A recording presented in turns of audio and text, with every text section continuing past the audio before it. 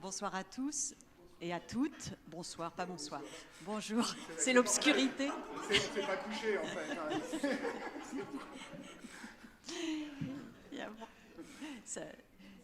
Je vais essayer d'être moins à contretemps que ce que mon adresse liminale le laisse penser, mais en fait, je voulais donc vous saluer tous et toutes et vous souhaiter la bienvenue dans cette séance du festival de l'EHESS Allez savoir à Marseille. Nous sommes ici dans le musée d'histoire de la ville de Marseille, que je vous incite ensuite à aller visiter pour ceux qui ne l'ont pas encore fait. C'est un magnifique musée.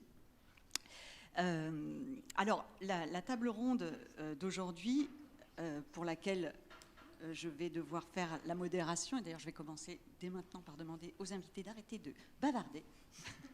Voilà. Et donc la table ronde d'aujourd'hui est consacrée aux Lumières. Alors, on en parlait avec certains participants de ce festival. C'est vrai que peut-être que cette année, plus que toutes les autres, les tables rondes se répondent beaucoup et dialoguent entre elles. Et c'est le cas aussi de la table ronde d'aujourd'hui, puisque, au fond, en écoutant hier la table ronde proposée par les sociologues et les philosophes du LIERFIT, j'avais entendu, il avait été dit par Bruno Carcenti en particulier, que les sciences, il avait eu cette forte affirmation que les sciences sociales rendaient compte de ce que c'est que le temps beaucoup mieux que la physique ou les mathématiques.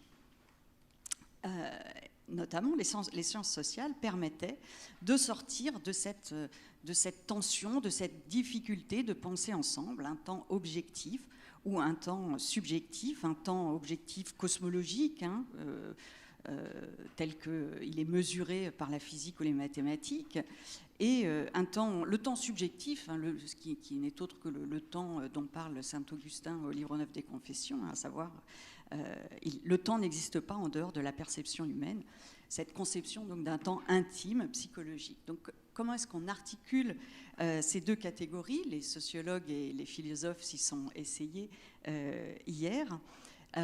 Parmi ceux qui ont essayé de dépasser cette aporie, il y a un historien philosophe, Rainer Koselleck, allemand, qui s'est éteint en 2006.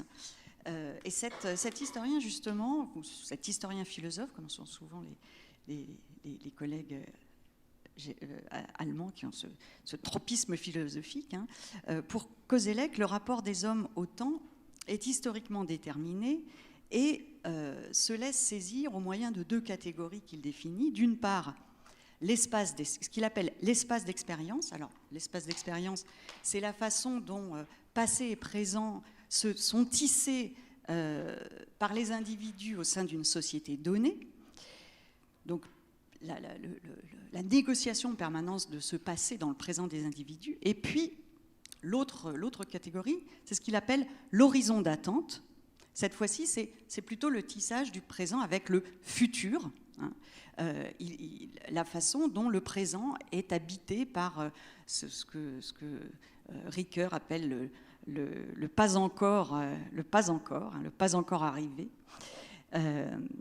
Et donc ces deux catégories, pour Koselleck, qui est un historien aussi donc du XVIIIe siècle, ces deux catégories connaissent un bouleversement majeur entre 1750 et 1850.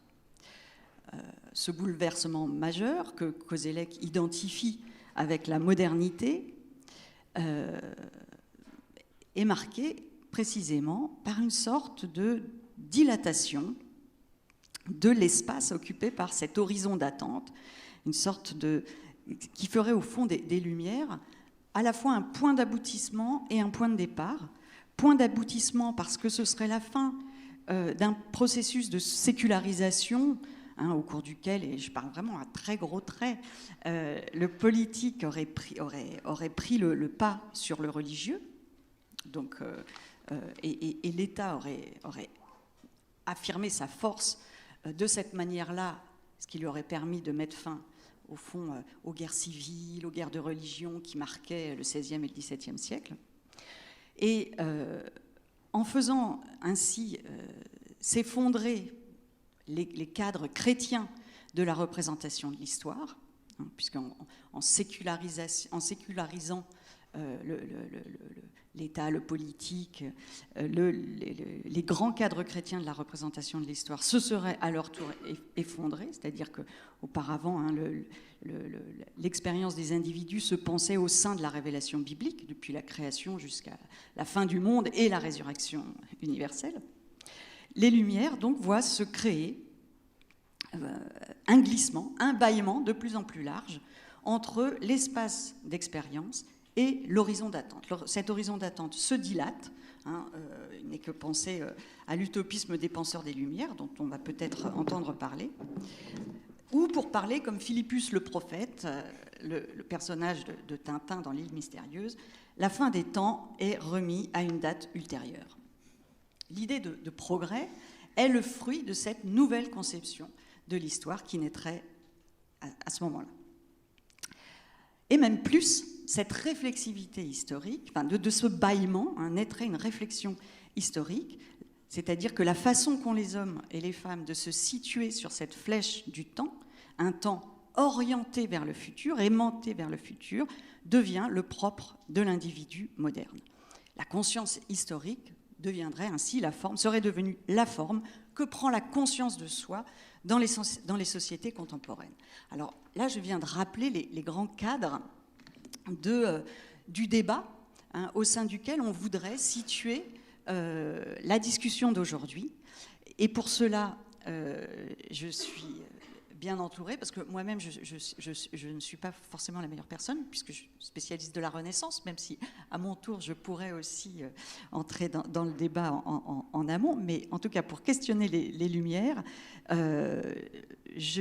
nous avons la chance de pouvoir écouter aujourd'hui donc Arnaud Aurin, qui est économiste, professeur à l'université de Paris 8, peut-être d'abord historien de l'économie, puisqu'il a consacré un livre au système de l'eau, à la banque de l'eau, bien connue aussi bien des économistes que des historiens des Lumières, et prépare actuellement un livre consacré aux savoirs économiques modernes. Et sa présence dans cette table ronde organisée par le Centre de recherche historique s'explique parce qu'il a été détaché pendant 2 ans auprès de ce centre. À sa gauche se trouve Silvia Sebastiani, directrice d'études de l'EHESS, historienne, spécialiste des Lumières écossaises, plus particulièrement, en tout cas au départ. Elle est également la co-autrice avec Jean-Frédéric Chaube d'un ouvrage récent portant sur race et histoire dans les sociétés occidentales. Ça va du XVIe siècle au XVIIIe siècle, et l'expertise de Silvia porte véritablement sur les Lumières. À sa gauche, à nouveau, Antoine Lilti. Il est pour quelques jours encore directeur d'études de l'EHESS, mais il va devoir retourner au Collège de France, où il va occuper la chaire Histoire des Lumières, avec une temporalité intéressante, 18e, 21e siècle. Alors, une partie de ses recherches porte sur la sociabilité et les formes de reconnaissance, de notoriété du XVIIIe siècle, des Lumières. Mais tout un second pan de ses travaux sont consacrés à l'héritage des Lumières, auquel il a consacré un livre paru en 2019, très récemment.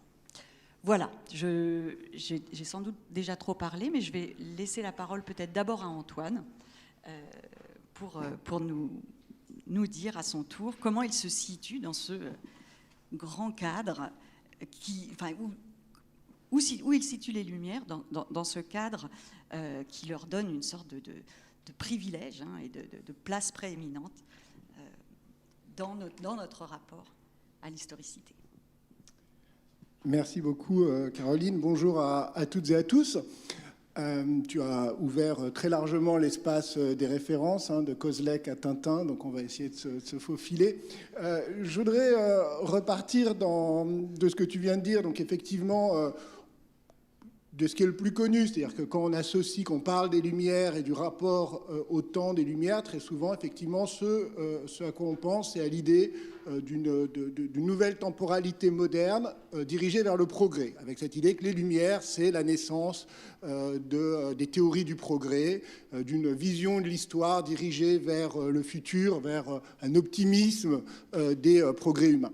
Alors, on va, je crois, tous les trois essayer de nuancer aujourd'hui un peu cette image, mais il faut effectivement partir d'abord des bases, et ce n'est pas non plus une image qui est totalement fausse, et on a bien effectivement au XVIIIe siècle toute une série de penseurs qui essayent de réfléchir avec cette catégorie, non pas le progrès avec un grand P, mais au moins les progrès, l'idée de réfléchir au progrès de la civilisation, au progrès des sociétés. Et peut-être que la figure la plus connue de ce point de vue-là, celle qui vous vient à l'esprit, c'est Condorcet.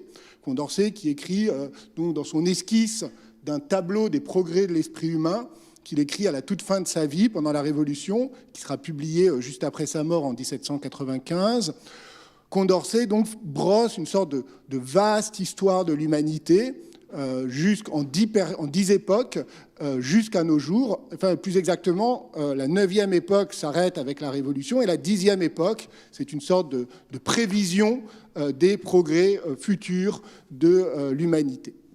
Donc, voilà, souvent on a en tête Condorcet, les progrès de l'esprit humain, etc. Alors, il faut nuancer au moins de deux manières. D'abord, rappeler que c'est un texte qui est écrit pendant la Révolution française, et donc d'une certaine manière qui appartient beaucoup plus, même s'il est inspiré par les Lumières, mais qui appartient à l'espace intellectuel, culturel, mental de la Révolution, qui évidemment ouvre un nouveau rapport au temps, un nouveau rapport au progrès. Et donc ça, c'est très important d'avoir ça en tête.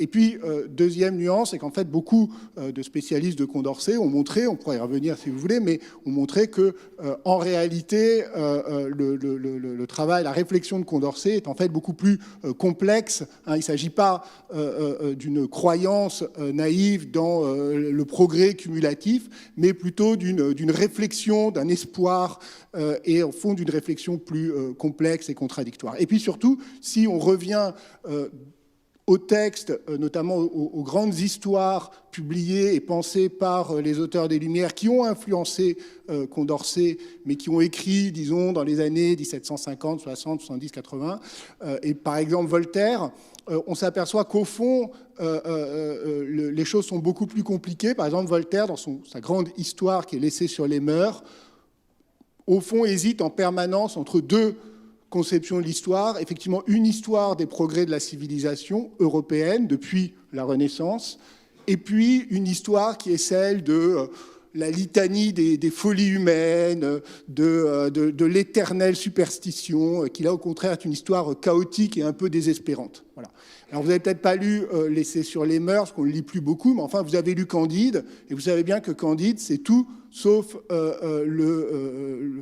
l'apologie de l'optimisme et du progrès. Au contraire, c'est un livre où les héros sont plongés dans une série de folies, et la fameuse conclusion, cultivons notre jardin, si vous relisez Candide, vous verrez à quel point c'est une conclusion assez sinistre, à vrai dire. C'est un peu le manuel du survivaliste. Il s'agit... non, vraiment, c'est un guide de la décroissance, Candide. Je suis très étonné, d'ailleurs, que les écologistes ne s'en saisissent pas davantage. On n'est pas du tout dans le temps idéal du progrès. Donc ça, c'est mon premier point. Il faut nuancer cette idée. Donc vous voyez, je brosse à très grands traits. On y reviendra dans la discussion. Mais voilà, il faut nuancer cette idée des Lumières comme temps du progrès. Deuxième point que je voudrais faire, c'est que au fond, on peut réfléchir à un autre rapport des Lumières au temps et à leur temps, qui est la question de l'actualité. Cette question de l'actualité, elle est très présente dans le festival. Je crois que la table ronde demain de clôture sera à nouveau consacrée à la question de l'actualité, en tout cas de l'actualité politique.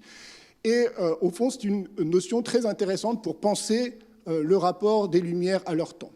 Alors, je voudrais évoquer un texte qui est un texte de Michel Foucault, qui publie, là aussi, qu'il écrit à la toute fin de sa vie, qui est publié en 1984, et qui s'appelle « Qu'est-ce que les Lumières ?» Foucault commente un texte d'Emmanuel Kant, et Foucault fait cet argument, il dit « Les Lumières, c'est d'abord et avant tout une pensée de l'actualité. » Foucault dit « la pure actualité ». Qu'est-ce qu'il veut dire par là? Il veut dire que ce qui fait rupture dans l'histoire de la pensée avec les Lumières, c'est le fait que la philosophie se met à prendre comme objet aujourd'hui, le temps présent, et le philosophe se met à penser sa propre actualité, c'est-à-dire le monde dans lequel il vit, et ce qui autorise et permet de philosopher. Alors, vous voyez, on est à contrepoint, hein, c'est plus les grandes théories du progrès, c'est au contraire l'idée de faire un diagnostic sur le présent et sur la spécificité irréductible du présent. Alors, c'est un texte qui est à la fois qui est une intuition très brillante, qui, à mon avis, capte bien quelque chose de ce qu'on appelle aujourd'hui la réflexivité des Lumières. Donc, c'est non plus les Lumières comme théorie du progrès, mais les Lumières comme théorie réflexive du présent. Et en même temps, c'est un texte, là aussi on pourrait y revenir dans la discussion, mais qui pose beaucoup de problèmes, et en particulier parce que Foucault, au fond, identifie l'actualité, ce geste réflexif de l'actualité, une espèce de geste absolu du philosophe qui, dans la solitude de son écriture, fait un diagnostic sur le présent. On dirait peut-être c'est comme ça que les philosophes fonctionnent, je ne sais pas s'il y en a là dans la salle, ça permettrait un petit débat, mais en tout cas, on peut se donner une autre définition de l'actualité pour penser le rapport des Lumières au présent et à la temporalité, qui est une définition plus historique ou plus sociologique de l'actualité, qui consiste à dire que l'actualité n'est pas... l'actualité, c'est pas seulement ce qui arrive aujourd'hui, l'actualité, c'est ce dont on parle aujourd'hui, ce dont on parle à propos d'aujourd'hui, et en particulier ce dont on parle dans les journaux. L'actualité, c'est un phénomène médiatique. L'actualité, c'est ce dont parlent les journaux. Alors, au XVIIIe siècle, les journaux, aujourd'hui, la télé, les réseaux sociaux, Internet. Et c'est ce dont les gens parlent à propos de ce qu'ils ont lu dans les journaux. C'est ça l'actualité comme phénomène social et sociologique. Celui qui peut-être a le premier théorisé, et à mon avis de manière très puissante, cette catégorie sociologique de l'actualité comme phénomène médiatique, c'est un sociologue du tournant 19e, 20e siècle, Gabriel Tarde, un sociologue français, dans ses réflexions sur l'opinion et le public. Et au fond, Tarde montre que l'actualité, c'est ce qui fait exister des publics en tant que public. Qu'est-ce que c'est qu'un public? Un public, ce sont des gens qui ne sont pas forcément en contact les uns avec les autres, mais qui s'intéressent aux mêmes choses au même moment parce qu'ils lisent les mêmes journaux. Voilà, aujourd'hui, on dirait qu'ils regardent les mêmes émissions, etc. Et donc, l'actualité, de ce point de vue-là, c'est un formidable intégrateur de temporalité. C'est un outil, un dispositif social, matériel, avec la périodicité des journaux, médiatique, qui synchronise des temporalités individuelles pour produire le temps collectif du rapport au présent et du rapport à l'actualité. Et cette actualité, elle se traduit par des formes particulières du rapport au temps qui sont l'actualité suscite, stimule, excite la curiosité du public. Curiosité. Alors, au XVIIIe siècle, on se met justement à parler beaucoup de la curiosité publique, de l'avidité pour les nouvelles, hein, cette idée que les gens attendent impatiemment les nouvelles. Et évidemment, le principe même de la nouvelle en régime médiatique, c'est qu'immédiatement, dès qu'elle est publiée, elle cesse d'être une nouvelle. Et donc, il y a ce rythme nouveau, hein, de la nouvelle qui remplace la nouvelle ancienne, la nouvelle de la veille. Et ça, Tarde l'avait très bien vu.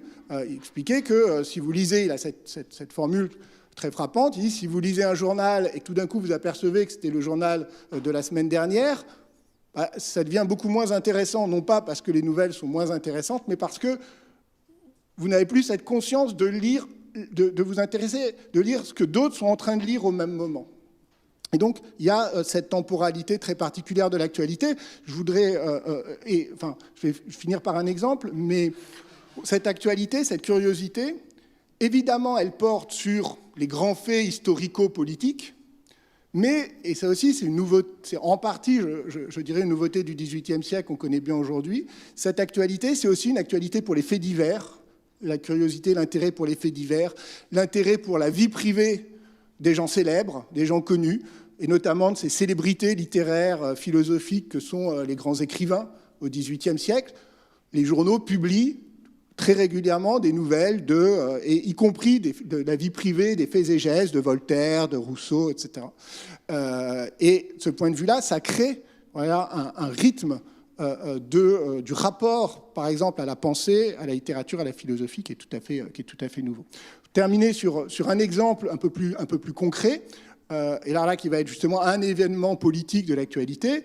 En 1757, François Robert d'Amiens s'introduit à Versailles, essaye d'assassiner Louis XV, il ne réussit pas, il est arrêté, il y a un procès, il sera finalement écartelé en place de Grève. C'est un épisode bien célèbre de l'histoire du XVIIIe siècle. Mais il y a des historiens qui ont regardé la façon dont les journaux en parlent. Et tous les journaux racontent jour après jour le procès de Damiens et essayent de nourrir l'actualité du public. Et je vous ai amené une petite, une petite citation pour vous montrer que les journaux, effectivement, nourrissent cette curiosité pour l'actualité et en plus réfléchissent et commentent cette actualité, cette curiosité du public et les mécanismes médiatiques qui l'alimentent. Alors c'est le Courrier d'Avignon, on n'est pas si loin d'ici, qui dit « La curiosité sur ce qui regarde Damiens n'est pas plus satisfaite aujourd'hui qu'elle l'était au commencement de ce procès. C'est toujours la même variation dans ce qui se débite, et les discours qu'on a tenus le matin sont contredits par ceux qu'on tient le soir. » Alors vous voyez, ce rythme des journaux qui commentent le fait qu'ils continuent à publier des choses alors qu'ils n'ont rien de nouveau à dire, mais parce qu'il y a cette curiosité du public qui est sans cesse alimentée et sans cesse déçue, vous voyez, y compris le commentaire sur ce que c'est que l'actualité est déjà très présent au XVIIIe siècle. Donc c'est une autre manière de regarder le rapport des Lumières à la temporalité. Voilà, je vous remercie.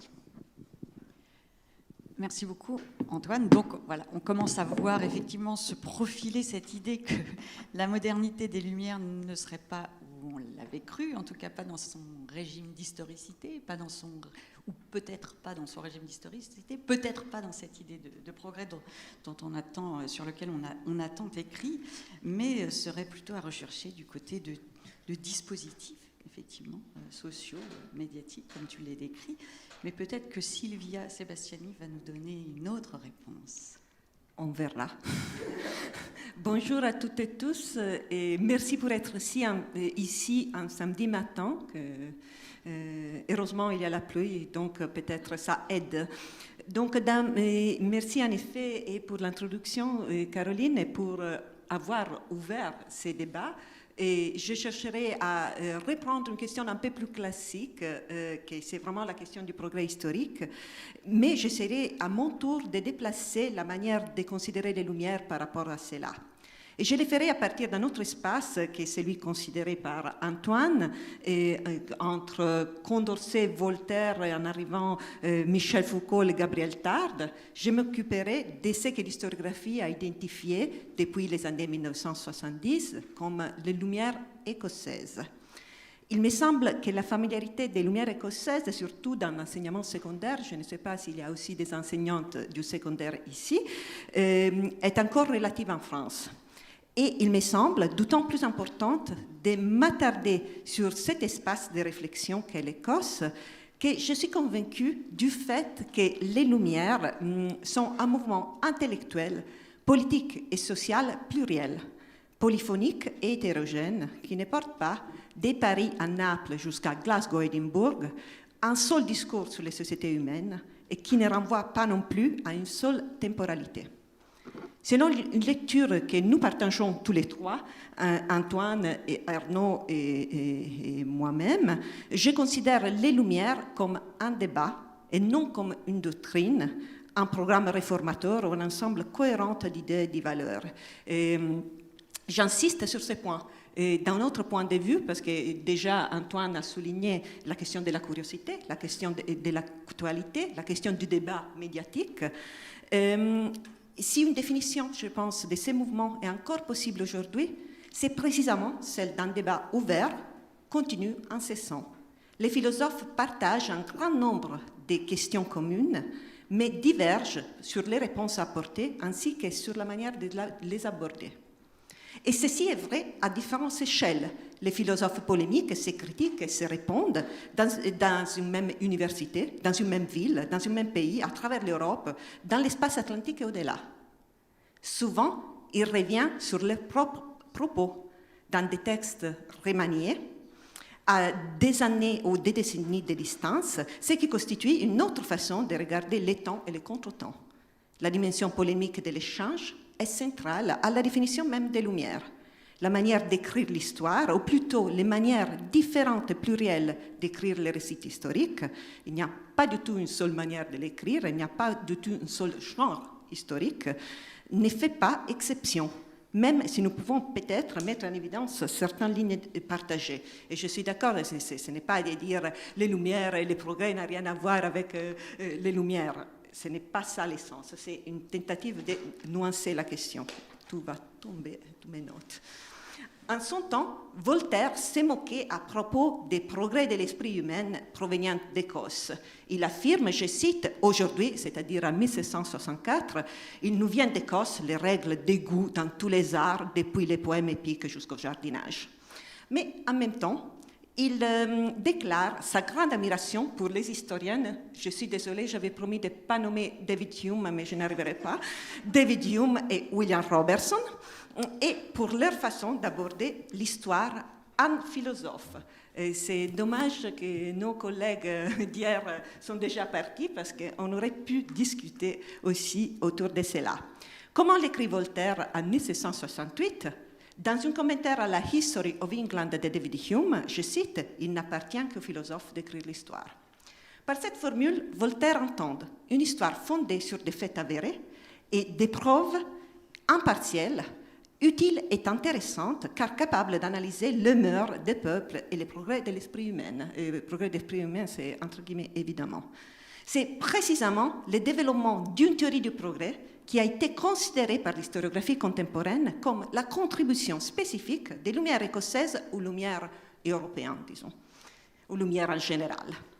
Des philosophes tels que Adam Smith, Adam Ferguson, Lord Keynes, William Robertson ou John Millard, pour n'en citer que quelques-uns, ont écrit des histoires dites progressives car elles décrivent les étapes du développement social et économique de l'humanité, de la sauvagerie, c'est un terme de source primitive, à la société civile, civil society.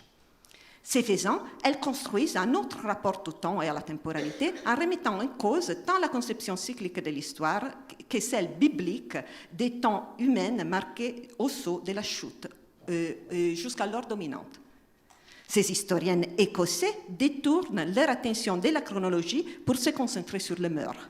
Plutôt que de parler des rois, des batailles, d'événements politiques, des royaumes ou des États qui constituaient le cœur des histoires traditionnelles, ils s'intéressent au cheminement des peuples vers la civilisation. Ces néologismes du milieu du XVIIIe siècle devient, à partir des années 1770, en Écosse comme en France, un mot-clé pour désigner les processus historiques qui conduisent vers la civil society, une société civilisée et policée du point de vue de ses mœurs, de ses arts, ainsi que des développements économiques. S'il n'y a pas une seule manière d'écrire cette histoire, si les débats à l'intérieur de l'Écosse sont vifs et sans solution, quelques éléments constitutifs de la vision d'Adam Smith sont néanmoins adoptés par une grande partie de ses collègues. C'est que l'historiographie moderne a appelé, avec Ronald Meek, la théorie des 4 stades, c'est Four Stages Theory, qui modélise ces processus de transformation des sociétés. Et je souligne les verbes modéliser, parce que je pense que c'est vraiment un modèle. Et c'est de ce type d'histoire que je vais parler maintenant. 20 ans avant de publier La richesse des nations, en 1776, l'ouvrage auquel le nom d'Adam Smith est immédiatement associé, Smith est professeur de droit et puis de philosophie morale à Glasgow.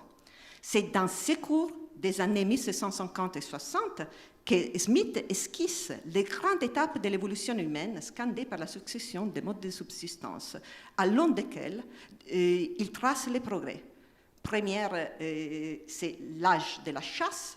Deuxième, l'âge de l'élevage. L'âge de l'agriculture et enfin l'âge du commerce. Il s'agit d'une progression graduelle depuis l'extrême simplicité des formes institutionnelles et sociales des stades dites sauvages et barbares jusqu'à leur articulation complexe dans les sociétés commerciales du XVIIIe siècle.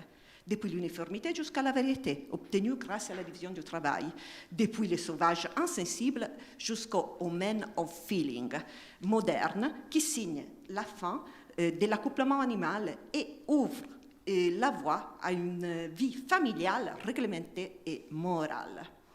Ces processus historiques se caractérisent par la diffusion du commerce et l'adoucissement des mœurs. Dans les temps, l'être humain, initialement très proche de l'animal, acquiert sa pleine humanité. Certains auteurs utilisent même le verbe to humanize, c'est-à-dire s'humaniser, pour décrire ces processus. Donc, cela signifie que l'humanité devient un produit de l'histoire et du temps historique. C'est dans les cadres des récits des 4 stades que la femme, réduite en esclavage et méprisée dans toutes les sociétés dites sauvages, acquiert un nouveau statut dans la société commerciale. Le progrès de la société humaine va de pair avec celui de la condition féminine, qui devient la mesure même de la civilisation. Les historiens des Lumières construisent ainsi une histoire qui fait sa place aux femmes, une place qui diffère d'un stade à l'autre. Je ne vais pas développer cette question, mais on pourra y revenir dans les débats si vous le souhaitez.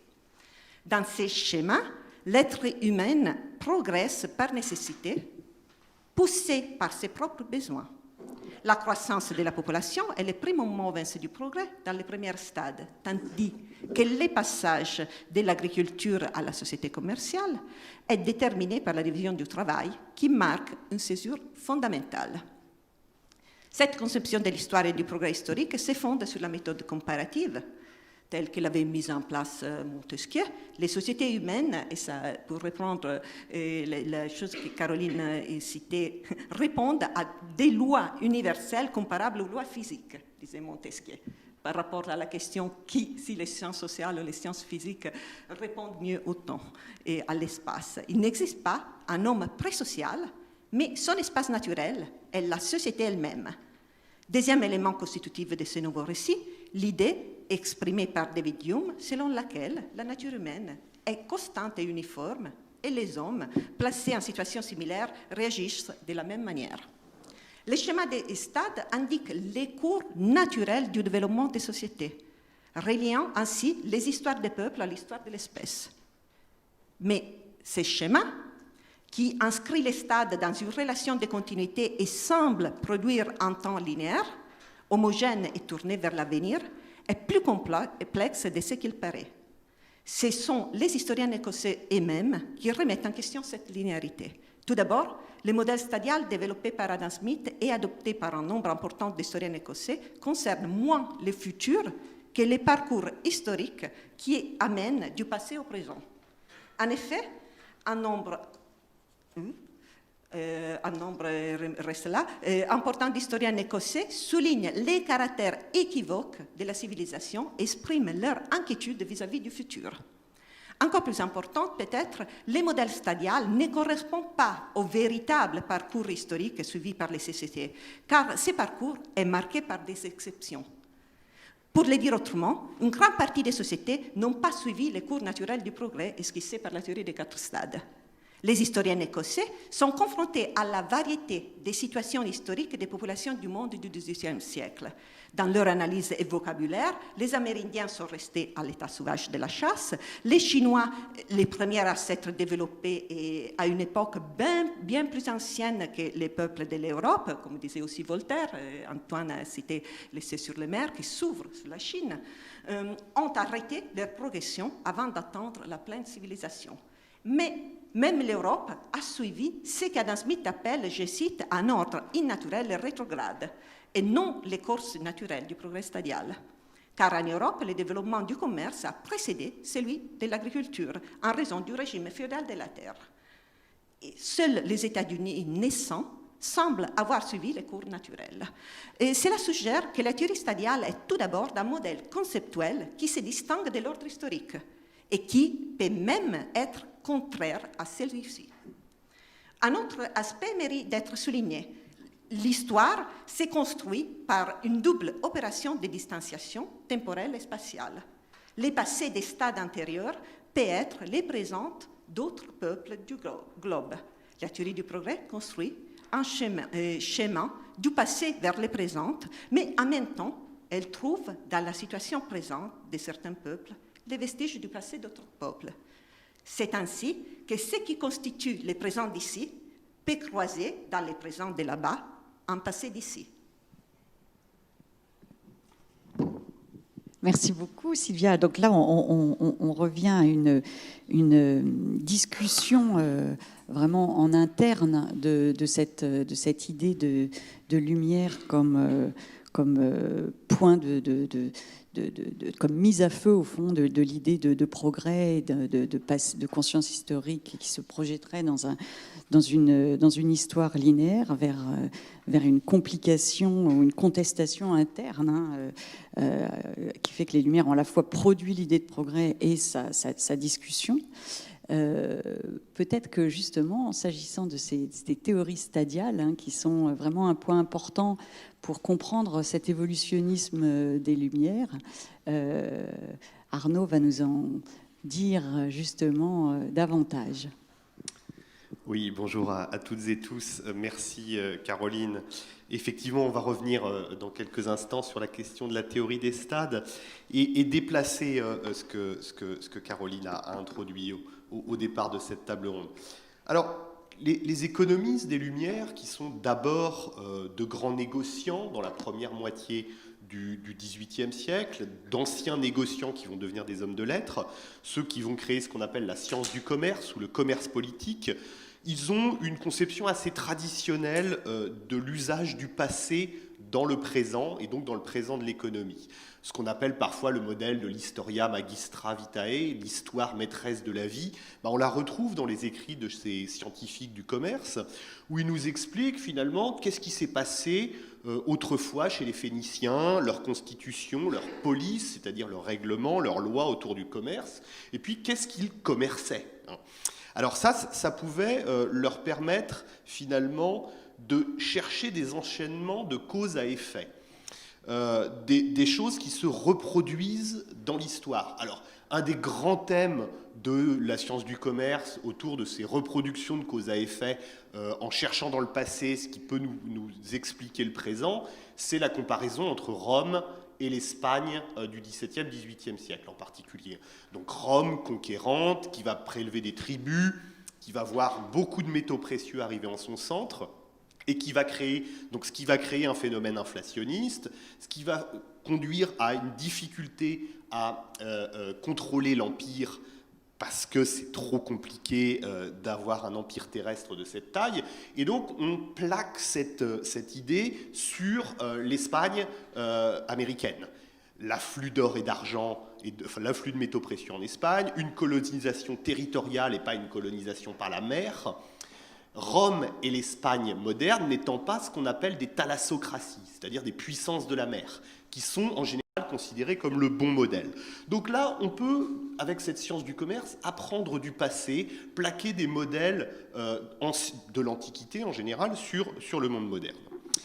Mais il va y avoir une rupture très importante avec la naissance de l'économie politique, c'est-à-dire dans les années fin des années 1750, 1760, 1770, en particulier avec un groupe assez célèbre qu'on appelle les physiocrates. Physiocratie, ça veut dire pouvoir de la nature, et notamment les deux inventeurs de la physiocratie, François Quesnay et le marquis de Mirabeau, qui vont nous expliquer qu'en fait, on ne peut plus se servir du passé. Le passé n'a plus grand-chose à nous dire lorsqu'on s'intéresse à l'économie du temps présent.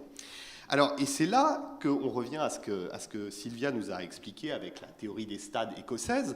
Au même moment, les physiocrates vont pourtant eux aussi produire une philosophie de l'histoire, sous forme d'une théorie des stades de l'humanité.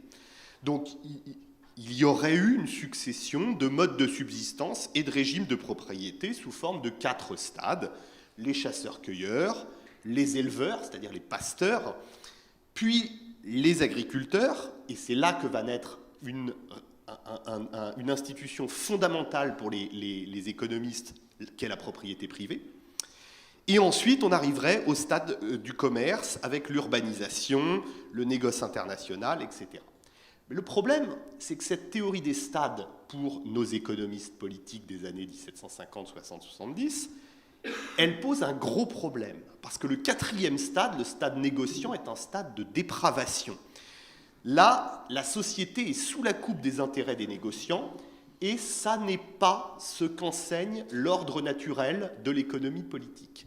L'ordre naturel de l'économie politique, c'est la priorité absolue qui doit être donnée à l'agriculture et à 2 lois fondamentales qui sont le respect de la propriété privée dans tous les cas, ce que ne font pas les négociants, qui la violent avec des systèmes monopolistiques, avec des lois qui entravent la propriété. Et la 2e loi naturelle, c'est la liberté du commerce illimitée, ce que le régime des négociants, ce que ce 4e stade viole également en permanence. Donc, que faut-il faire ? Il faut faire un reset, comme sur nos appareils électroniques. Pour les physiocrates, il faut appuyer sur la touche reset, faire un reset de l'histoire pour finalement provoquer une rupture temporelle, une rupture dans le temps, un épisode traumatique et disruptif qui doit refonder le temps, en fait, et créer un ordre naturel qui sera immobile ou presque, qui sera un éternel recommencement. Alors je cite François Quesnay, là, qui nous dit « Ne cherchons pas des leçons dans l'histoire des nations ou des monarques, elles ne présentent qu'un abîme de désordre. L'ordre naturel constitutif des sociétés est compris dans l'ordre général de la formation de l'univers, où tout est prévu et arrangé par la sagesse suprême. Ne nous écartons pas des voies qui nous sont prescrites par l'Éternel, nous éviterons les erreurs de l'humanité. » Donc, il faut revenir au stade antérieur du négoce, le stade d'agriculture, provoquer un temps kairos, là, si on veut parler comme François Hartog, une nouvelle eschatologie qui va refonder le temps. Et donc, cette refondation du temps, elle nous conduit finalement à imposer des lois atemporelles. Et ces lois atemporelles, on va en voir un exemple dans les assignats de la Révolution française. Alors vous vous souvenez peut-être de ce que c'est les assignats. Les assignats, c'est de la monnaie papier qui est émise par la Révolution française pour tenter de rembourser ses dettes. Parce que la Révolution, elle ne veut pas répudier les dettes de l'Ancien Régime. Alors elle doit beaucoup d'argent, elle doit de l'argent à des banquiers, à des financiers, à des rentiers qui ont prêté de l'argent à la monarchie. Et puis elle veut aussi, la Révolution, supprimer tout un tas d'offices, des juges par exemple, des charges. Et pour cela, pour les supprimer, il faut rembourser très rapidement les détenteurs d'offices qui les possèdent. Alors ça tombe bien puisque Talleyrand, l'évêque d'Autun, a proposé de mettre à disposition de la nation les biens du clergé, qui vont devenir les fameux biens nationaux, qui vont être confisqués à l'Église, donc tout un tas de terres, tout un tas d'abbayes, même de manufactures parfois, qui vont être confisqués à l'Église et qui doivent pouvoir servir à rembourser la dette de l'Ancien Régime. Le problème, c'est qu'elle n'est pas liquide, cette terre. Et on ne peut pas vendre immédiatement ces 2 milliards de livres de terre en un instant pour pouvoir rembourser les créanciers de l'État. Donc on va donner des assignats, ces morceaux de papier assignés sur les terres de l'Église, aux créanciers de l'État, qui vont pouvoir acheter des choses avec, et puis à la fin, il y a quelqu'un qui pourra acheter ces terres, acheter ces biens nationaux avec les assignats. Puis l'assignat devra être détruit. Et ici, c'est le temps qui est en jeu. C'est le temps qui est en jeu parce que les assignats, ce sont des anticipations sur le futur. Et là, on revient à la conception physiocratique du temps qui est un temps éternel et un temps logique. Parce que les partisans de l'assignat, c'est Mona Ozouf qui nous disait que les révolutionnaires voulaient aussi révolutionner le temps, on pense bien sûr au calendrier révolutionnaire. L'idée, c'est qu'on va avoir des recettes futures, quand on aura vendu les abbayes, les terres en question, mais on a des dettes présentes. Et pour précipiter la révolution, pour accélérer le temps, il faut rembourser tout le monde le plus vite possible. Mirabeau le fils, le comte de Mirabeau, le fils du marquis dont je parlais à un instant, il nous dit qu'il faut absolument que les anciens rentiers, que les détenteurs d'office soient payés sur le champ, avec des assignats. Pourquoi ? Parce qu'on a un héritage à solder très très vite. Si la révolution en tant que sujet veut se construire d'une manière, si on veut utiliser un terme psychanalytique, d'une manière narcissique, elle doit se débarrasser très vite des objets transitionnels que sont les offices, les charges, les dettes. Parce que là, on n'est pas dans un cas d'héritage standard. Là, dans un cas d'héritage standard, on a des personnes qui meurent et des objets qui restent. Là, c'est l'inverse. Ce qui est mort, ce sont les objets, ce sont les offices, ce sont les rentes. Et ce dont la Révolution hérite, ce sont des vivants, ce sont des gens qui détenaient ces objets. Donc, si on les rembourse très vite en assignats, on va pouvoir effacer les traces de ces objets qui sont quand même problématiques pour nos révolutionnaires, s'ils veulent fonder un temps nouveau. Alors, les adversaires de l'assignat, ils nous disent que ça, c'est justement ce qui n'est pas possible. C'est pas possible, et ça, on retrouve les anciens physiocrates, comme Pierre-Samuel Dupont, qui va devenir Dupont de Nemours en 1789, qui nous explique la chose suivante. Il nous explique, mais les assignats, c'est du papier-monnaie, et comme tout papier-monnaie, le pouvoir va en émettre beaucoup trop, et en émettant beaucoup trop, eh bien, qu'est-ce qui va se passer ? Ce papier-monnaie va perdre de sa valeur. Et comme il aura cours légal et cours forcé, eh bien, n'importe qui pourra rembourser ses dettes en monnaie de singe. Parce que ce papier, vous rembourserez une dette de 1000 livres avec un papier de 1000 livres, mais ce papier de 1000 livres, il ne vaudra plus du tout 1000 livres sur le marché. Alors ils sont horrifiés par ça, et d'un point de vue du temps, ils nous expliquent que c'est renouveler l'année jubilaire du peuple juif. C'est l'idée selon laquelle, on trouve ça dans le Lévitique, l'idée selon laquelle tous les 49 ans, on avait une remise des dettes, une libération des esclaves dans le peuple juif, et que finalement, là encore, c'est une autre forme de reset du temps. On abolit toutes les dettes grâce aux assignats, et on refonde un temps nouveau. Et les adversaires de l'assignat nous expliquent, voilà, la révolution, c'est une révolution circulaire, en fait, au sens de la révolution des planètes. On avait une monarchie, vous allez abolir toutes les dettes, on va venir à une démocratie, puis se formera après une aristocratie, on reviendra vers la monarchie, et vous allez, en fait, avec vos assignats, nous recréer un temps cyclique, un temps de révolution des planètes. Or, ils nous disent, c'est pas possible. Il y a des lois de l'économie politique qui sont un temps qui n'est pas chronologique, qui est un temps logique. Si vous augmentez la masse monétaire, et qu'il n'y a pas d'augmentation des quantités produites, vous aurez des hausses des prix. Ça, c'est un temps logique, Vous ne pouvez pas augmenter la masse monétaire pour faire quelque chose qui serait augmenter la richesse de la nation. Là, je vous cite un de ses adversaires qui nous dit « C'est au temps seul qu'il appartient d'augmenter le numéraire des nations et non à leurs législateurs.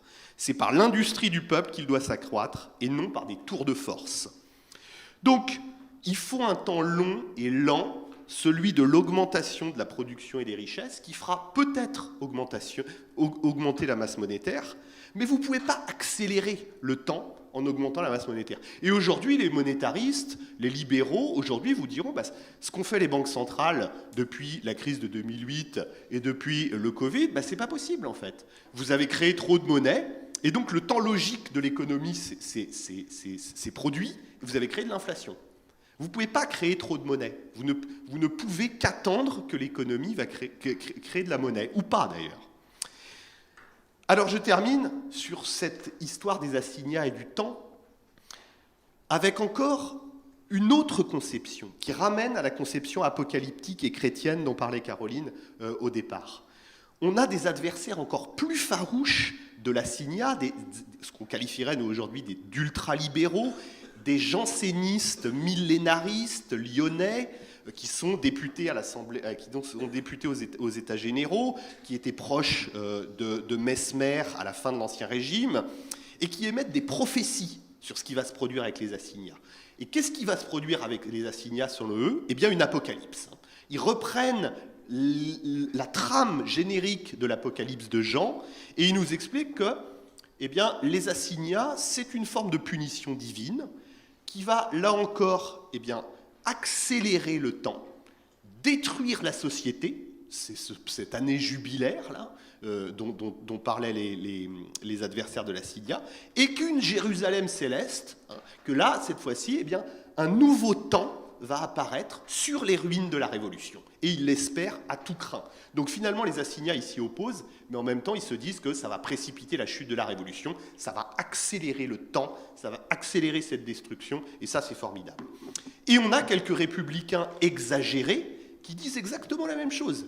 Ils nous disent, c'est formidable, on va accélérer la venue d'un nouveau royaume, alors certainement pas un royaume terrestre, hein, mais un nouveau royaume où, eh bien, effectivement, on aura une apocalypse des fortunes.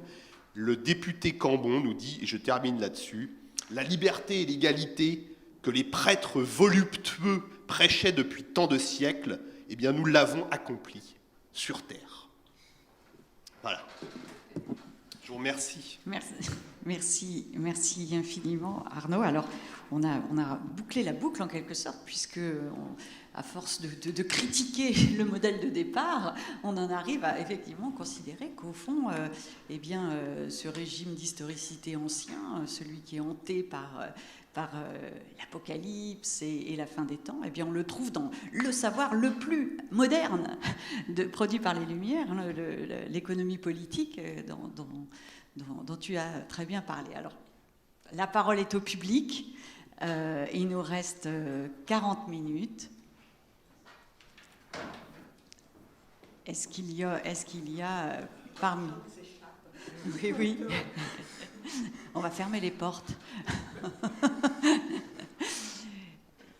Est-ce que certains d'entre vous... Alors, Monsieur Prochasson.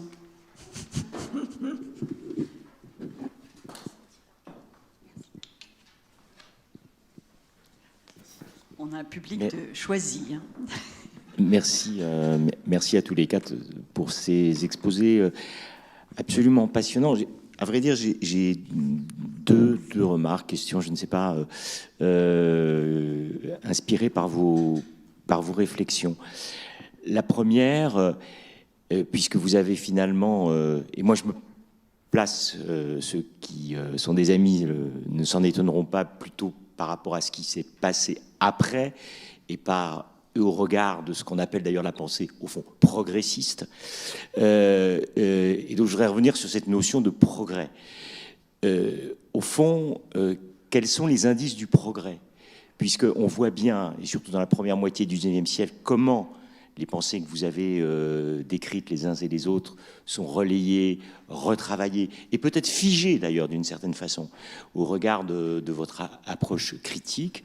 Et on voit que chez ces penseurs-là, je pense en particulier à quelqu'un comme Fourier, peut-être, qui sont d'ailleurs à la fois admirateurs des Lumières, mais critiques de la Révolution, que le progrès n'est pas une courbe régulière, et que la pensée stadiale dont vous avez, Arnaud, et auquel faisait référence Arnaud et Caroline tout à l'heure, ce n'est pas des pas qui nous font logiquement avancer vers le meilleur, mais qu'il y a des étapes ou des stades qui se succèdent et qui ne sont pas forcément meilleurs que les précédents.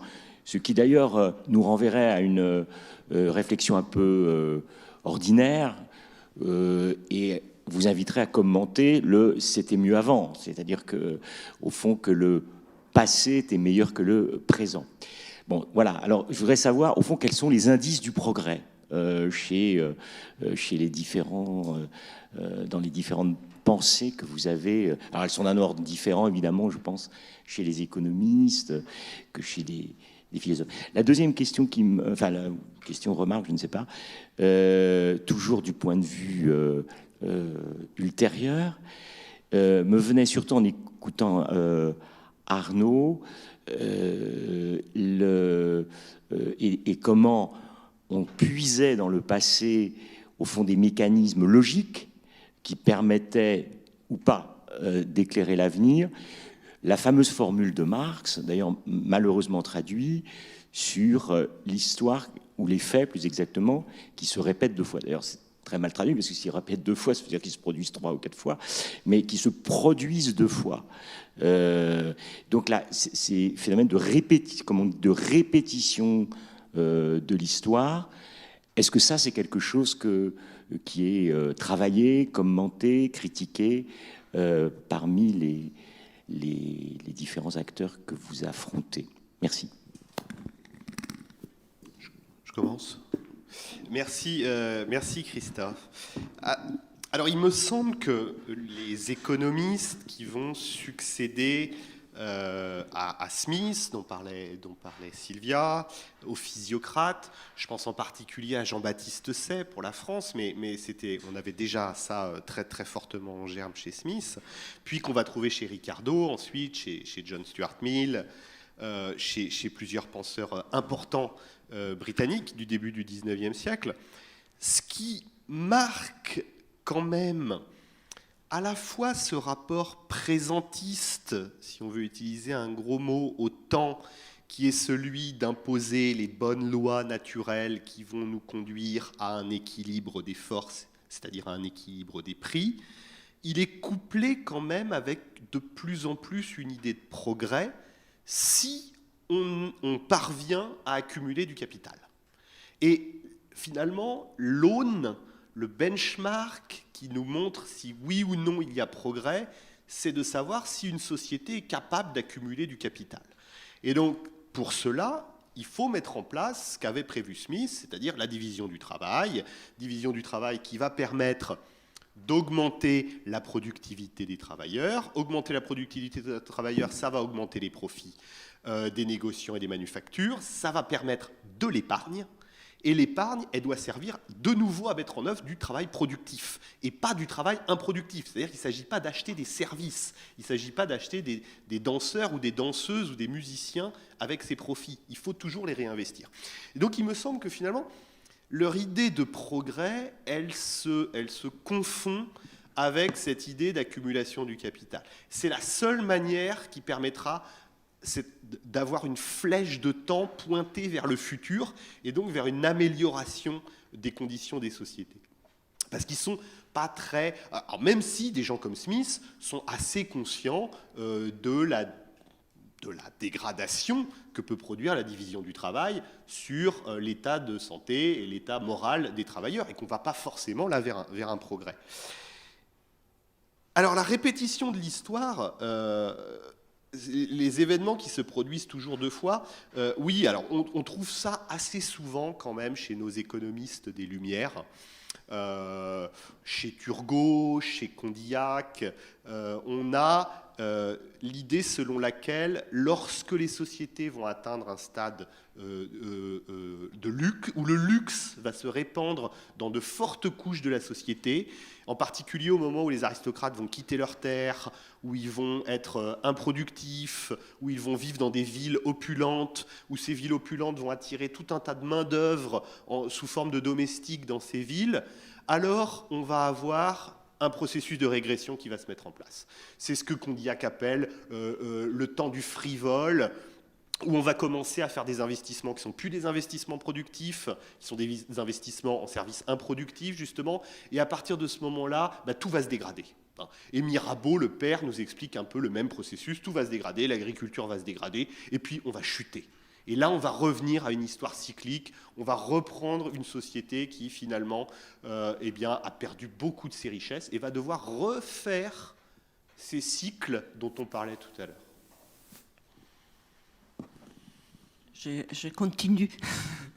Donc, merci pour la question, Christophe. Et en effet, pour ce qui concerne les historiens écossais, les modes de subsistance sont exactement ce qui devient les modes de production de Marx. Donc, et la raison pour laquelle j'ai commencé à travailler sur l'Écosse, c'est que j'étais intéressée au matérialisme historique et aux sources de Marx. Et donc, c'est ce qui sont pour les Écossais la chasse dont on a parlé tous les deux, et après l'élevage, après l'agriculture, après les commerces. Clairement, déjà, les noms dénotent que ce qui intéresse en premier, mais ce n'est pas la seule chose, c'est comment quel est le mode de subsistance, comment on se procure la subsistance. Et le deuxième point, c'est quels sont donc les signes du progrès. Les signes du progrès, c'est la complexification des sociétés, c'est le passage des sociétés très uniformes et très égaux à des sociétés inégales. Et ça, c'est l'autre question, parce que pour les Écossais, cette inégalité, c'est le résultat de la modernité. La modernité est inégale. Et ce n'est pas, c'est vraiment contre Rousseau que Adam Smith commence à écrire. Et c'est vraiment, c'est tout l'inversion, à vrai dire, de Rousseau. À partir du fait que pour Rousseau, l'homme n'est pas en société, mais donc n'est pas naturellement social. Déjà, pour les Écossais, l'homme né en société reste en société, comme disait Montesquieu, comme disait Buffon, etc. Mais c'est surtout le fait que l'histoire, c'est une histoire de subordination, écrivait Ferguson. L'histoire de la modernité est une histoire de subordination. Donc l'inégalité fait partie de la modernité et la division du travail rend cette inégalité beaucoup plus forte qu'au départ. C'est ce que Arnaud disait. Mais cela ne signifie pas que la modernité n'a pas de problèmes pour les Écossais. Une grande partie de la réflexion, et c'est pour ça, les livres que j'avais écrits issus de ma thèse s'appelaient Les limites du progrès. Et une grande partie de la réflexion, ce sont les problèmes de la société civile, ce sont les problèmes des sociétés avancées, y compris le fait que les travailleurs sont obligés dès l'âge de 4 ans à faire une simple opération toute leur vie. Et donc, par définition, ils n'ont pas d'espace pour la culture, pour d'autres possibilités, sinon, dit Adam Smith dans ses leçons de Glasgow, aller à boire dans les pubs tout ce qu'ils ont gagné pendant la semaine de travail. Et quelle est donc la solution? La seule solution, et c'est très important parce que les Lumières écossaises développent beaucoup sur ces points, c'est l'éducation. Et par rapport à la question, et je serai plus bref, de la répétition, l'idée c'est que de toute façon, les êtres humains réagissent de la même façon dans les mêmes situations. Donc, il y a une idée d'une uniformité de la nature humaine. Donc, face à des situations similaires, ils réagissent de façon similaire. Cela signifie que l'histoire est faite aussi par des étapes qui sont... C'est l'étape qui se répète, en principe. Après, il y a 3000 exceptions, y compris les chaos dont parle Voltaire, et il n'y a jamais une vision unique, mais plutôt des alternances, etc. Mais l'histoire fondamentale, j'ai conclu sur ça, que la question fondamentale pour les Écossais, c'est le progrès inégal.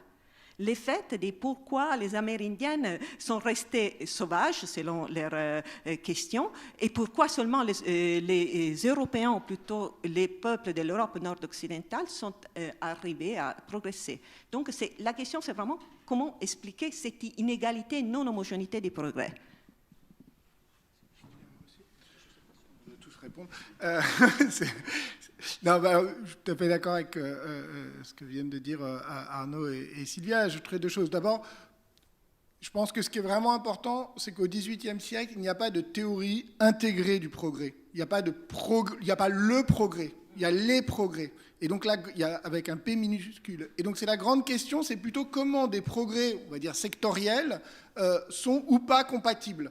Avec cette grande inquiétude qui viennent de souligner, c'est est-ce que les progrès dans certains domaines, progrès par exemple de la culture matérielle, avec le développement du commerce, de l'économie, des techniques, etc., ne va pas se traduire par un recul ou par une dégradation, par exemple, morale. Ça, c'est la grande question de Rousseau. Il l'a dit très, très violemment. En gros, il dit plus vous avez de lumière, de savoir, de connaissances, plus les mœurs se dégradent. Mais au fond, tous sont quand même un peu hantés par cette question. Donc ça, c'est le premier point. Le deuxième point, c'est que quand même, s'il y a un critère pour les Lumières, notamment en France, mais c'est un peu différent en Écosse, justement, et par exemple chez Condorcet, c'est le savoir. Le progrès, c'est le progrès des connaissances, ce qui est vraiment le critère le plus important. Et d'ailleurs, c'est bien les progrès de l'esprit humain chez Condorcet. C'est pas, même s'il est attentif à des dispositifs, à l'imprimerie, etc., mais c'est pas une histoire économique et sociale comme l'histoire stadiale des Écossais. C'est la question, le critère principal, c'est l'accumulation du savoir et des connaissances qui, évidemment, n'est pas forcément et nécessairement compatible, n'implique pas forcément un progrès social et moral des sociétés. Et c'est là le pari. Au fond, il y a un pari, c'est que ce progrès des Lumières, avec un L minuscule, comme on dit au XVIIIe siècle, c'est-à-dire le progrès des connaissances, peut embrayer sur une amélioration de l'autonomie des individus et une amélioration en fait, du bonheur individuel et collectif. Et ça, c'est un pari, c'est le pari des Lumières. Et juste sur la question et ce pari, il est un pari qu'effectivement, c'était pas mieux avant. Donc, pour revenir sur cette question, il y a une citation de Volney, qui est à la fois donc, un des héritiers, un des philosophes héritiers, mais qui est aussi un homme de la Révolution. Et il se plaint beaucoup justement du discours du « c'était mieux avant », qui existe déjà donc, au XVIIIe siècle. Et il dit tous les gens qui disent « c'était mieux avant », ils déterrent les ossements des pères pour taper sur les fils. J'aime beaucoup cette formule, je pense que ça marche encore assez bien aujourd'hui.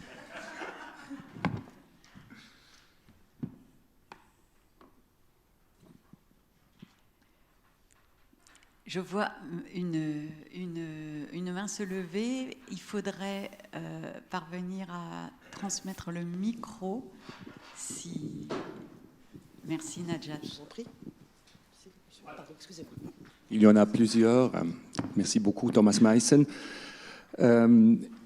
J'essaye, Antoine et Sylvia, de lier vos conférences par le concept même du progrès comme une façon de discuter l'actualité. Si je prends la démarche d'Antoine, pourrait-on dire que ça se fait justement à travers le concept de progrès pour mieux saisir tous ces différents développements, certains avec un P minuscule, progrès, certains autres qui sont lamentables.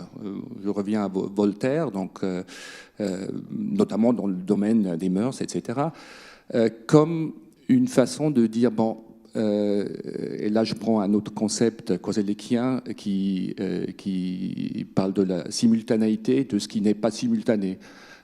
Et ça, c'est, à mon avis, en tout cas selon Koselleck, aussi une découverte du XVIIIe, dans les Lumières, de dire, bon, on a les colonies, on a les Indiens, on a les Chinois, on a les Européens, donc il y a des différences manifestes qui, avant, étaient là, mais n'étaient pas tellement présents.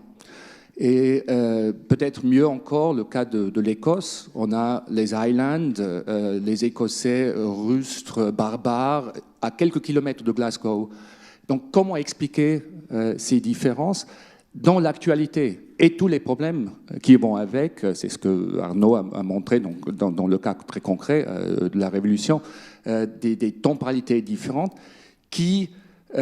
puis peuvent être résolus, peut-être, c'est ça la question, par un concept de progrès dont on dirait certains sont plus avancés que les autres. Et il y a ceux qui sont partis avec un retard ou qui ont une vitesse moins forte, à la différence de l'histoire du salut, qui est quand même encore présente, l'histoire du salut dans la tradition chrétienne, qui dirait évidemment, là il y a aussi un progrès, mais c'est un progrès extra-humain, ce n'est pas un progrès terrestre, mais il n'y a pas de vitesse différente. Parce que la vitesse, c'est Dieu qui décide, il y a un début, il y a le jugement dernier, mais il n'y a pas ceux qui vont arriver au jugement dernier avant les autres. Tandis que là, on est devant des différences économiques, sociales, politiques, qui demandent une explication pour saisir, disons, la globalité de ces phénomènes, et le progrès pourrait être justement cette réponse à ce défi. Merci beaucoup, Thomas. Au fond, c'est la question que Sylvia a évoquée à la fin de son papier, c'est-à-dire qu'effectivement, il y a cette découverte de temporalités différentes dans le présent, où le présent des autres est en fait son propre... Le passé est renvoyé comme un passé d'Europe. Et c'est vrai que c'est une question, mais surtout, je pense que pour les Lumières, là où la question devient essentielle, c'est que ce sont...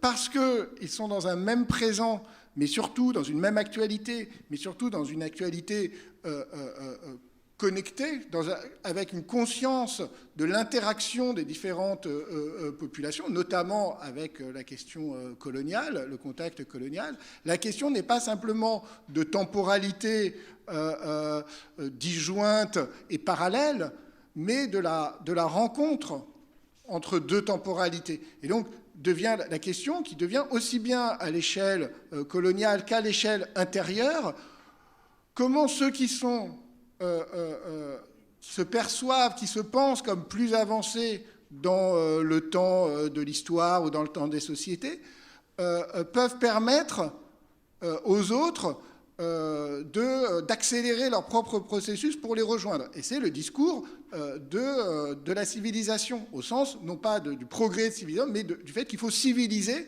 ceux qui ne le sont pas encore, ou, à l'échelle intérieure, d'ailleurs, éclairer ceux qui ne le sont pas encore, parce que ce différentiel de temporalité, il se joue aussi, par exemple, entre les élites et les paysans. Donc, il faut... Comment ceux qui sont déjà éclairés peuvent éclairer ceux qui ne le sont pas encore, comment ceux qui sont civilisés peuvent civiliser ceux qui ne le sont pas encore. Et le début de la 10e époque de Condorcet, là où il commence à faire un pronostic sur l'avenir, s'ouvre justement par ça, par cette question que tu poses, c'est dire comment on fait pour que... Il dit il y a deux peuples qui sont en avance. Alors je suis désolé, il n'y a pas les Allemands, c'est les Français et les Anglo-Américains, parce que c'est ceux qui ont fait des révolutions, donc ils sont en avance justement sur la liberté.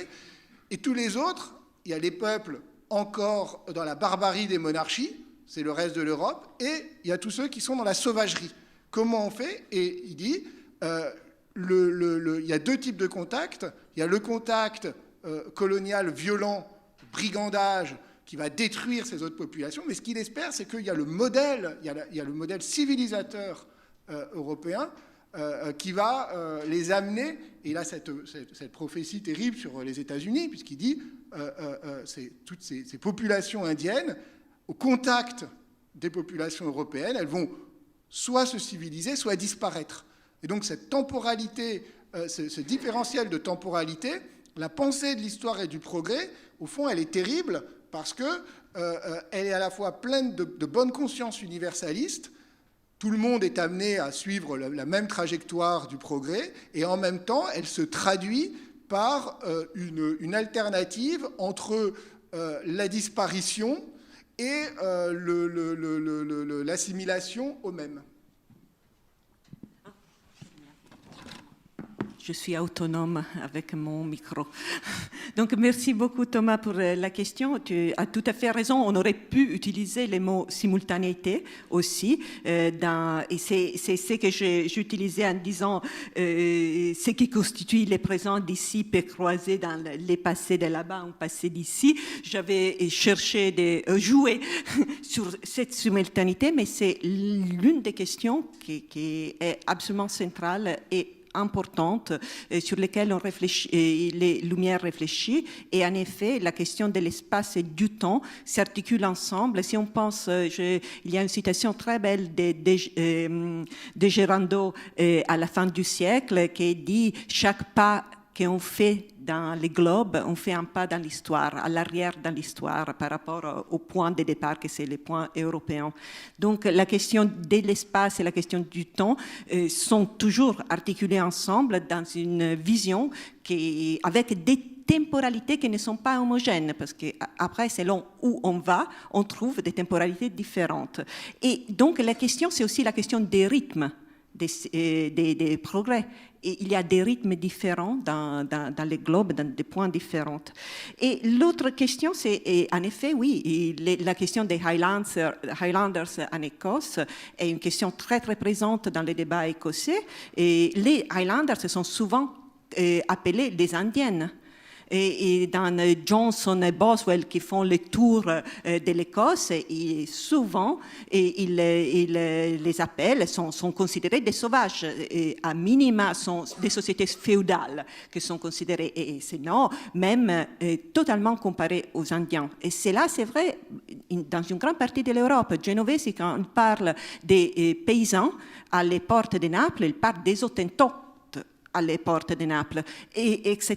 Donc, je pense aussi, étant donné que je travaille sur les questions raciales, je pense aussi que la construction d'une altérité interne est parallèle à la construction d'une altérité externe de l'Europe. Et donc, il y a toute une civilisation aussi intérieure de l'Europe. Les Irlandais sont l'autre grand exemple, qui sont la première colonisation interne de l'Europe, et plein de relations de pouvoir qui se sont constituées en Europe sont après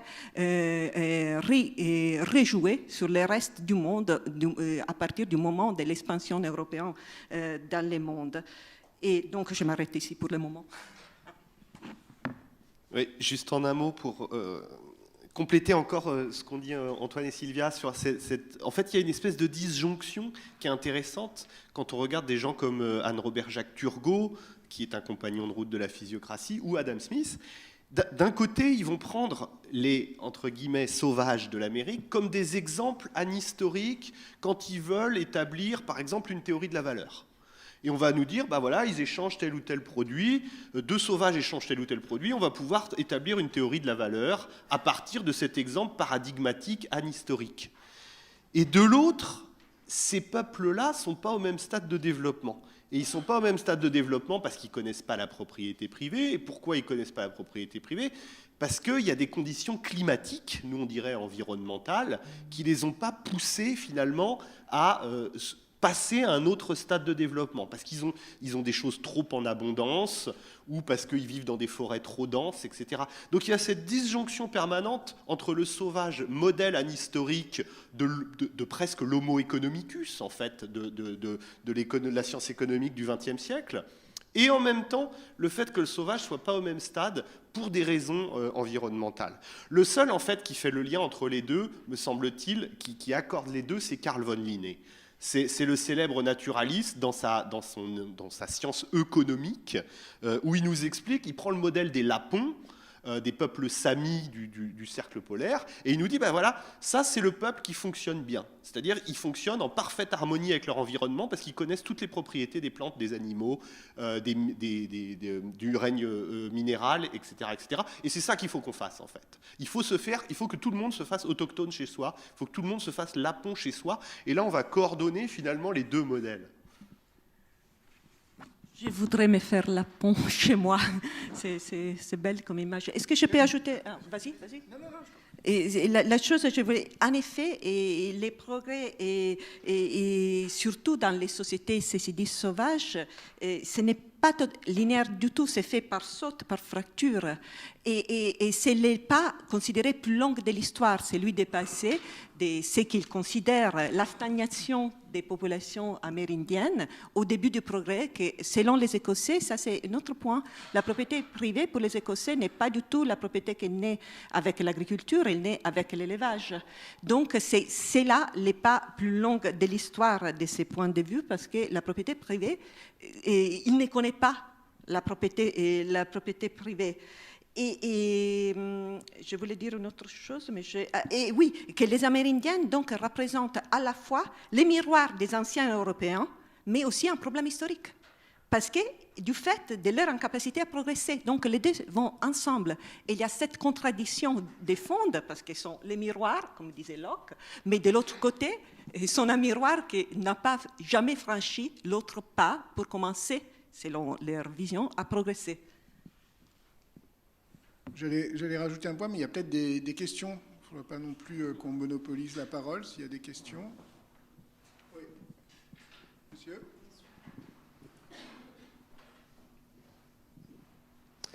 Bonjour. Alors moi, je suis prof d'histoire dans le secondaire. Et justement, les Lumières et la notion de progrès, c'est quelque chose qui est complètement transversal dans l'enseignement de l'histoire.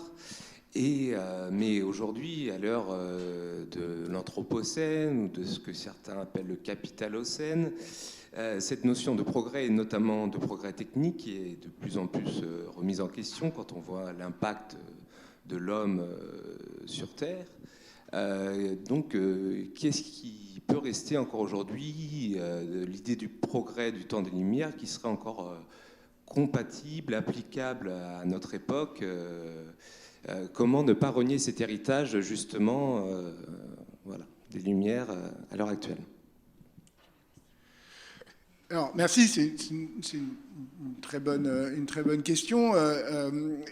Justement, alors ça c'est important et c'est vrai que c'est compliqué lorsqu'on enseigne pour des plus jeunes, c'est-à-dire qu'on est obligé évidemment de présenter les choses de manière assez simple, sans rentrer dans les nuances. C'est vrai qu'il y a cette identification, lumière, théorie du progrès, dont je partais tout à l'heure.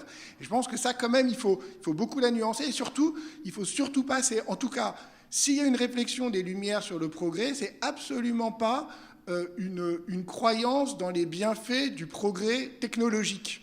Du progrès. Alors ça, il ne faut pas projeter sur les Lumières ce qui est alors le saint-simonisme que Christophe Prochesson connaît très bien, mais en gros la révolution industrielle, le progrès scientifico-technique du 19e siècle.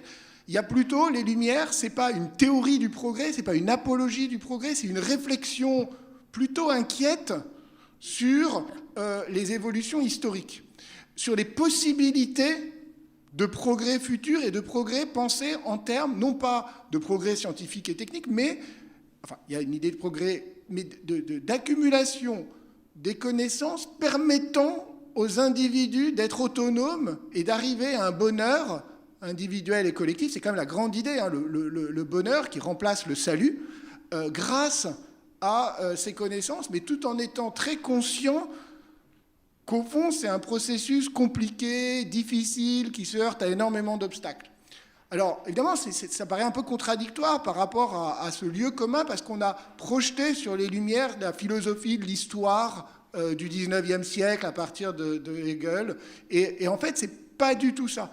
Donc, c'est pour ça que je prenais l'exemple de Candide, mais franchement, voilà, avec des collégiens, des lycéens, on peut leur faire relire Candide et on voit que c'est pas du tout l'idéologie du progrès. Et je le disais en plaisantant, mais même à la fin, c'est vraiment, il dit il faut arrêter de consommer des produits qui viennent de loin.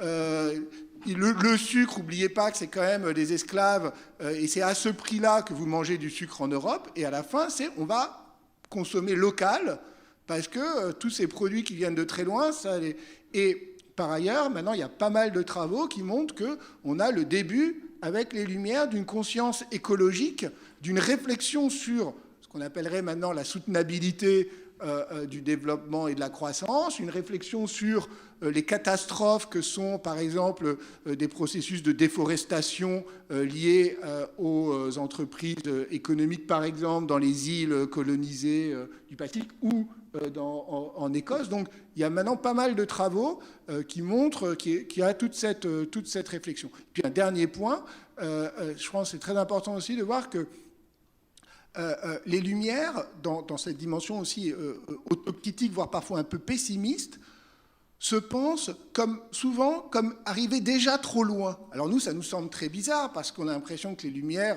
on a quand même fait beaucoup, enfin, progrès ou pas progrès, mais en fait, eux pensent, la plupart des penseurs des Lumières, ils pensent qu'ils ont déjà dépassé le point d'équilibre. Diderot, justement, si on est sur la simultanéité quand il pense aux Tahitiens, puisque le XVIIIe siècle, c'est aussi la découverte de ces îles du Pacifique et de ces hommes de la nature tels qu'ils sont perçus, il dit « Les Tahitiens sont la jeunesse de l'humanité, nous en sommes la vieillesse ». Et donc, et c'est ce que Sylvia avait montré aussi dans ses travaux, l'idée que peut-être le point d'équilibre du bonheur humain a été dépassé, que la civilisation européenne, elle est déjà corrompue par l'excès de commerce, donc voilà, et donc je pense que c'est important d'arriver aussi à penser que l'héritage des Lumières, c'est pas forcément un héritage d'apologie du progrès, mais c'est un héritage d'une réflexion qui continue à assumer l'idée qu'il peut y avoir une amélioration et qu'une amélioration de la condition humaine est souhaitable. C'est ça, de ce point de vue-là, par la dimension émancipatrice du savoir et de la connaissance, mais que ça implique une réflexion sur les conditions socio-économiques et politiques qui rendent cette émancipation possible. Voilà. Et pour ajouter un mot, mais qui va complètement dans le sens d'Antoine, sur la fin de Candide, cultiver notre jardin et cette accumulation de connaissances, c'était la dernière phrase quand Linné nous invite à se faire l'apon chez soi. on a une science qui s'appelle la physique économique ou science économique, qui n'a pas grand-chose à voir avec l'économie politique qui naît au même moment, dans les années 1750, 1760, 70, qui est très forte en France, notamment chez un agronome comme l'abbé Rosier, par exemple, et qui nous explique exactement ça. C'est-à-dire qu'il faut connaître son environnement, consommer chez soi, ne pas faire de déforestation, réussir finalement à ne pas faire venir de produits exotiques, faire attention à bien utiliser les pluies, utiliser au maximum son climat autochtone, etc. etc. Et cette science-là, ce savoir-là, il se veut en concurrence directe avec l'économie politique. Il nous explique que faire de la production capitalistique céréalière, ce n'est pas une bonne méthode. Ce n'est pas une bonne méthode pour les sociétés humaines. Et un dernier mot sur ces points, qui en effet, c'est un point qui est très important pour nous tous et au centre, à vrai dire, de nos réflexions aussi. Et pour compléter encore, avec les progrès, il y a toujours des pertes. Je pense, tout le monde réfléchit aussi sur ce qu'on perd avec les progrès pendant les progrès historiques. Et les progrès, c'est plutôt... Il y a un modèle général, mais c'est vraiment constitué par des exceptions toujours de l'histoire. Il y a une idée aussi très relativiste qui est parallèle aux Lumières. C'est pourquoi qui est fondée, si on pense à Montesquieu, si on pense à l'esprit des lois, si on pense à l'être personne, etc., la question du relativisme fait partie aussi de la pensée des Lumières, autant que la question du progrès. C'est-à-dire, c'est pourquoi j'avais insisté au départ sur la question du débat, parce que les Lumières sont en premier lieu un débat sur toutes ces questions. Donc c'est la question, c'est pourquoi on revient à l'actualité, ce sont les questions du présent, leurs questions, c'est vraiment de réfléchir sur ces questions qui amènent à une multiplication des points de vue qui ne sont pas réducibles à un point de vue unique. Juste encore un mot là-dessus, parce que, par exemple, avec des lycéens ou des collégiens, je pense qu'il y a un truc génial, c'est de faire, c'est le tremblement, un truc mais très connu, que vous connaissez évidemment, qui est le tremblement de terre de Lisbonne, et tous les débats que ça suscite, parce que là, on a une catastrophe écologique, mais aussi sociale, c'est comme la destruction d'une des grandes villes européennes, et ça suscite énormément de débats, y compris des débats sur les responsabilités. Alors, est-ce qu'il faut le voir comme on l'aurait vu souvent en termes de châtiment divin? Est-ce qu'il faut le voir comme un élément, une responsabilité? Notamment, Rousseau dit, mais c'est parce qu'on a laissé construire, on a mal construit, pas cher, pour l'appât du gain, etc. Donc il y a toute une réflexion sur ces éléments. Voltaire est vraiment détruit par l'événement. Ben, ça remet en cause, il voit l'importance du mal, du malheur, de l'injustice.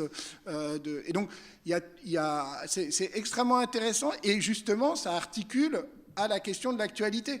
Parce que dans toute l'Europe, on s'intéresse, on s'informe. Donc, vous voyez, on peut faire le lien avec, je sais pas, le tsunami.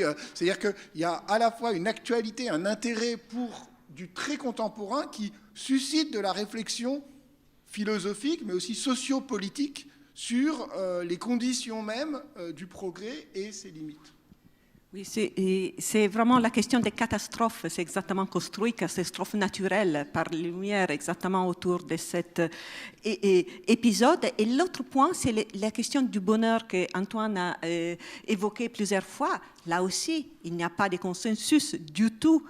En Écosse, il y a aussi des historiens qui sont très proches de Rousseau. Mon ami Monboddo, Lord Monboddo, donc je suis arrivée à placer Monboddo aussi, que c'est vraiment Rousseau et son point de vue, et sa question principale est la société a progressé, mais le bonheur, est-ce que le bonheur a progressé ou pas? Et ça, c'est une question ouverte, parce qu'avec les progrès, toute la partie de ce qu'on perd est toujours très présente dans plusieurs auteurs tout le temps. Je vous remercie. Alors, je suis pas sûre. On a encore le temps de prendre une question? Oui, ok.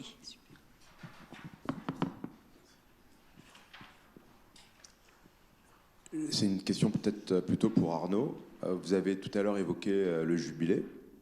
Voilà. Donc, j'aime bien cette idée de jubilé, qui est un mot hébreu qui est rentré dans le vocabulaire latin et français. Donc, c'est cette histoire de cycle de tous les 7 ans, 7 x 7, 49, etc. Et pour moi, le jubilé, c'est un moment où on remet les choses à zéro. C'est-à-dire, c'est quelque part éviter que les choses s'enlisent. Donc on dit, voilà, on remet tout le monde en liberté et le temps continue. Et quand je regarde le monde aujourd'hui, je suis assez intéressé par l'économie du sport pour justement essayer d'anticiper ce qui peut nous arriver, parce que c'est quelque chose qui est assez... une des grandes déflagrations. Et on arrive aujourd'hui à faire des stades pour une Coupe du Monde avec des stades avec de l'air conditionné, enfin un truc qui a un non-sens absolu, avec 6500 morts pour les construire. Et donc on est dans une société où aujourd'hui on n'a plus ce temps d'arrêt pour repartir, pour que le temps puisse repartir. Donc qu'est-ce qui pourrait être l'équivalent, ou qu'est-ce qui pourrait donner dans le monde aujourd'hui quelque chose qui s'apparente au jubilé, justement, où on puisse repartir sans être enlisé par une espèce de mécanique là, qui va de plus en plus vite, là, qui s'emballe un petit peu quelque part. Une vaste question. Bon, il y a 2 réponses. Il y a une réponse de court terme et une autre de moyen terme. À court terme, on revient à des questions inflationnistes. C'est-à-dire que si l'inflation s'emballe, je ne suis pas sûr que ça se produise, mais il se peut que ça se produise dans les pays occidentaux, qu'on ait ce qu'on appelle une boucle prix-salaire. Donc les prix augmentent, on augmente les salaires augmentent, les profits baissent, on augmente les prix. Donc c'est la fameuse boucle prix-salaire qui a tendance à augmenter les taux d'inflation de plus en plus. Et là, on va avoir un apurement des dettes publiques et privées. Donc là, on pourrait se dire que en partie, les particuliers et les États vont pouvoir repartir un peu à zéro. L'hyperinflation, c'est toujours une remise à un jubilé des dettes. Mais ça, c'est du très court terme. Ça n'a pas grand-chose à voir avec l'Anthropocène. Au contraire, parce que ça veut dire que si on peut repartir, eh ben on va repartir pour consommer et pour extraire. Le problème, il ne vient pas tellement non plus des ressources fossiles, parce que des ressources fossiles, il y en a beaucoup trop. Du charbon, il y en a beaucoup trop. Il y en a du pétrole, il y en a beaucoup trop. Du gaz aussi, il y en a beaucoup trop. Si on brûle tout, la température, elle va monter, la température du globe, elle va largement dépasser les 6 degrés. On a encore 150 ans de charbon devant nous. Donc c'est pas ça non plus qui produira le reset. Le problème, c'est plutôt les ressources renouvelables en fait. Les terres arables, les forêts, l'eau. Et là, effectivement, on va peut-être arriver à un point critique dans pas mal d'endroits qui devra peut-être nous conduire à un nouveau jubilé, c'est-à-dire effectivement à remettre à plat un certain nombre de nos comportements, mais de manière drastique. Et sur ces paroles prophétiques qui réjouissent la spécialiste du XVIe siècle qui est en moi, je vous remercie vraiment tous les 3 pour cette passionnante discussion et aussi pour le public qui a été un acteur vraiment important de ces échanges. Merci à vous.